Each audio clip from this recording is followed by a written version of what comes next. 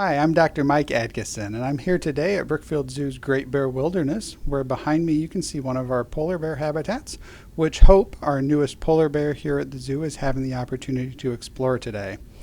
Hope is a 5-year-old polar bear who arrived here from the Hogle Zoo in Salt Lake City, Utah. We're very excited to have Hope here with us in Chicago, and we're hopeful that she will hit it off with our male polar bear, Hudson.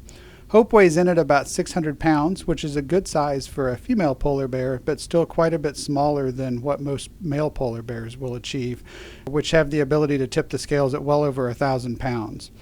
Polar bears are the largest bear species, and when male polar bears stand up on their hind legs, they can actually be over 10 feet in height. So they are just a really impressive animal to see up close and an amazing animal to have the opportunity to care for.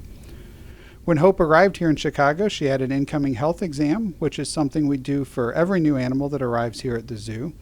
This type of examination allows our veterinarians the opportunity to thoroughly evaluate an animal's health and to make sure there are no current medical issues or concerns.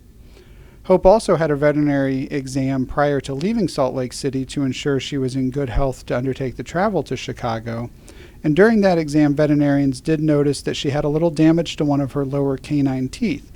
So we knew we would be dealing with that concern once she arrived here in Chicago. As part of Hope's incoming medical exam here at the zoo, we were joined by Dr. Stephen Jariga from the Veterinary Dental Center here in the Chicago suburbs. Dr. Jariga and his team assist the zoo's veterinarians with a variety of major dental procedures that may need to happen with our animals. And in Hope's case, Dr. Jariga performed a root canal on the affected tooth. Anytime there's an injury to a tooth that leaves pulp exposure, which is exposure to the blood vessels in the center of the tooth, it calls for intervention to prevent the development of a tooth infection or a more serious problem. In this case, Hope's root canal went very smoothly, and Dr. Jariga was able to fully correct the problem. During Hope's exam, our veterinary team also took the opportunity to collect a number of blood samples that will allow us to evaluate her general health. The vet team also performed an ultrasound exam and other diagnostic imaging. While we didn't anticipate any problems in Hope, these images still provide us a great baseline for monitoring changes in her health as she continues to age. For example, the images of Hope's joints when she's young help future veterinary teams down the road in evaluating changes that may occur with arthritis as she gets old. We also looked at all of her internal organs to make sure they're healthy and that there are no medical concerns. During these routine exams, our veterinary staff also administers vaccines, and you may not realize it, but we vaccinate our polar bears here for rabies and distemper viruses, just like a pet dog or a cat would receive. These are diseases that can affect any large carnivore and something that we take very seriously and work to prevent. We also keep our bears on a heartworm medication, just like those that a dog or a cat would be on at home. As Hope walks around the yard here, you can see a couple of little patches on her front legs that are shaved, and what you may not realize is that a polar bear's skin is actually black underneath all of that white fur.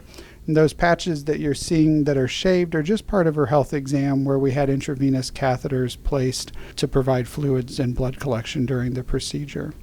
Obviously, polar bears have a lot of thick fur to help keep them warm, and in order for us to effectively get to those blood vessels, we just have to clip away a little bit of the fur.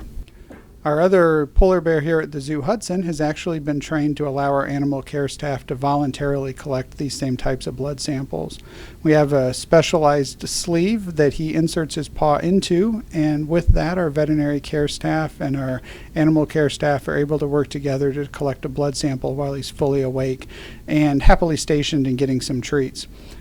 The blood samples collected from Hope during her exam, as well as those that are routinely collected from Hudson, are used not only for routine health monitoring, but they also play an important role in a number of different research projects that are designed to help bears in the wild. It's obviously much easier for us to collect blood samples from a polar bear here at the zoo than it is to collect those same types of samples from free-ranging bears in the wild. These blood samples and the research projects that they support play an incredibly important role in the conservation of polar bears in the wild. Polar bear populations have declined dramatically in recent years, and everything that we can do here at the zoo to support conservation of these animals in the wild is such an important thing for us to do.